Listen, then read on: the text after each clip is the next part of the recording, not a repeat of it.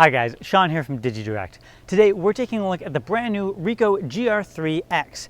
This is an alternative version to the GR3, not a replacement version.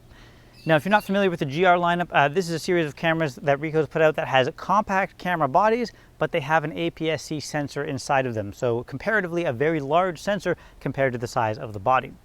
Now we're going to look at what's new in the GR IIIx here and make comparisons to the original 3, and we're also going to discuss features that are in both the 3 and the IIIx. Let's start with the body. One of the main calling cards of the GR lineup in general is that they are essentially compact cameras. That combination of the small size paired with the large APS-C sensor is essentially the main unique selling point of the camera. Now in that regard, the GR IIIx is essentially the exact same body design as the 3.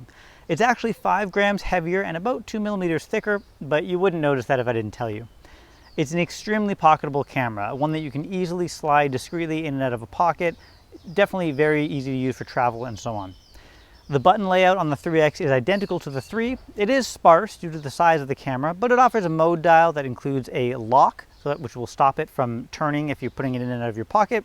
It's got 2 adjustment dials, a function button, and an exposure compensation toggle. I actually really like this last toggle. It's super easy to quickly adjust exposure and it saves you jumping in and out of the menus. The buttons are also quite customizable on the camera. There is an LCD touchscreen, which will be your main way to take photos because there is no electronic viewfinder on the camera. Unfortunately, that screen is not articulating. It's worth noting here that there is an optical viewfinder accessory being released specifically for the IIIx that you can get separately. The camera has one UHS 1 compatible SD card slot, and it uses a DB110 battery, which is rated for about 200 shots. Now that's not super high. It is a small battery since it's a small camera, although I found I was able to shoot significantly longer than that simply by turning the camera on and off when not using it. The battery charges via USB.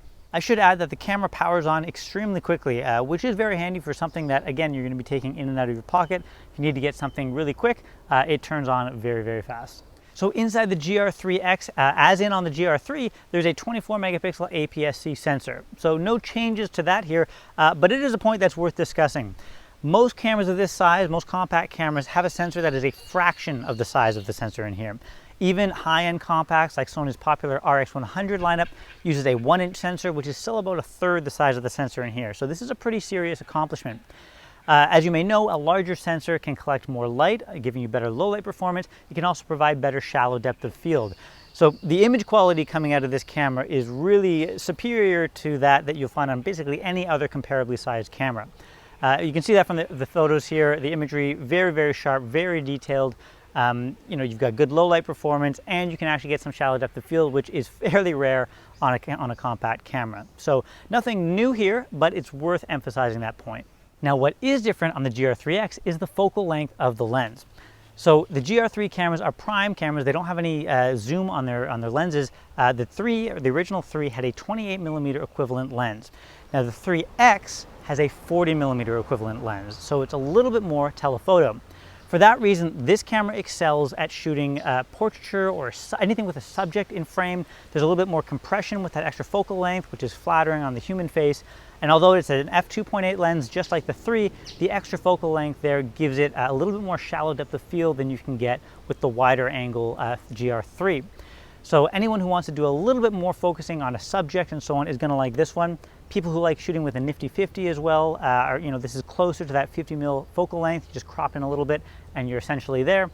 It's actually about what you see with the human eye at 40mm, minus your peripheral vision. So it's fairly easy to frame shots with.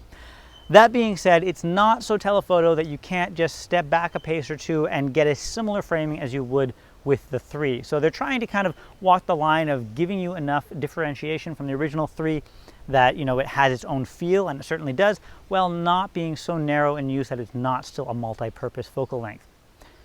Now, sharpness on the lens here is, just like on the 3, is very, very good. It's very sharp in the center of the image, even at the sides, and even when you're fully wide open at f2.8.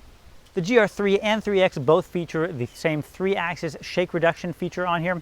That's actually a little bit more useful even on the IIIx with its longer focal length. You need that extra little bit of stabilization with the extra focal length that you've got there, so that's a very well appreciated feature. Single point autofocus is quite fast on the IIIx, does a very good job. I never had any issues with AF. It's not a beast at, tracking continuous autofocus and so on, but in a camera of this size, I wouldn't expect it to be. However, new on the 3X is eye control autofocus, which will focus on your subject's eye. Although note that is coming to the 3 via a firmware update. Now what the GR3 cameras are not is video cameras. So on the 3X you can shoot, just like on the 3, 1080p video, but not 4K video. So no 4K on this. You've got no articulating screen, no headphone, no mic jack. So you're probably not going to be using the 3X for too much video work. Now, a few other grab bag features on the 3X. There is a macro mode, which allows you to shoot with a close focusing distance of just 12 centimeters, so you can get quite close to your subjects. That's nice. It just adds to the camera's versatility to be able to get some nice, highly detailed close-up macro shots with it. Also, the 3X gets the two-stop ND filter that was on the 3. This is a handy feature for video if you will be using it for video, but you can also use it for still photography as well in order to shoot wide open during daylight, or if you want to get a slow shutter speed for running water shots and other similar kind of slow shutter speed images. Overall, the GR3X takes the very solid and popular GR3 and repackages it with a different focal length here. I should re-emphasize again that the 3X does not replace the 3. Both cameras are going to still be available. So it's really going to come down to your preference as to which focal length in order to pick between the 3X or the 3. If you like that wider field of view, get the 3. If you prefer a little bit more subject isolation, a little bit more compression, shallow depth of field, take a look at the 3X. Either way, I think both cameras are fantastic options, particularly for someone who's going to appreciate that large APS-C sensor inside of here, but who wants a very compact and small camera.